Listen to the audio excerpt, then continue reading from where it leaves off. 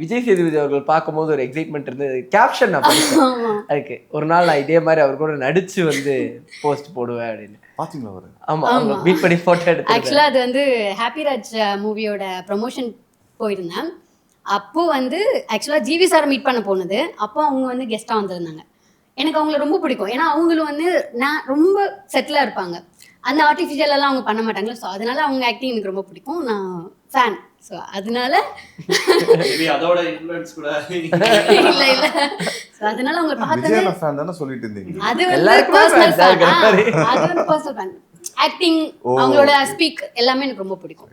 So அதனால அவங்க கூட எல்லாரும் கேட்பாங்க என்கிட்ட. ஏன்னா இப்போ நான் ஒரு இன்ஃப்ளூயன்சராக இருக்கும்போது என்கிட்ட ஒரு 2 பேர் ஃபோட்டோ எடுத்தாங்கன்னா என் ஃப்ரெண்ட்ஸ் எல்லாம் ரொம்ப ப்ரௌடாக ஃபீல் பண்ணுவாங்க. அப்படி இருக்கும்போது 4 பேர் என்கிட்ட கேட்பாங்க, நீ ஃபோட்டோ எடுக்கும்போது நீ ஏன் அவங்க கிட்ட எல்லாம் போய் ஃபோட்டோ எடுக்கிற அப்படின்னு. எனக்கு ஒரு பர்சனல் அட்ராக்ட் இருக்கும். அவங்க கிட்ட நான் ஃபோட்டோ எடுக்கணும், அவங்கள மாதிரி நான் இருக்கணும் அப்படின்னு. ஆக்சுவலாக நான் ஒரு பிக் ஃபேன் ஆஃப் ஐஸ்வர்யா ராஜேஷோட ஒரு பிக்கஸ்ட் ஃபேன் தான். ஓகே. ஸோ அவங்கள மாதிரியே எனக்கு இருக்கணும். அவங்களோட மூவிஸ் எல்லாமே நான் அவங்கள மாதிரி. அவங்க வந்து எப்படின்னா இப்போ மற்ற செலிபிரிட்டிஸ் மாதிரி அவங்க நான் பார்க்கல.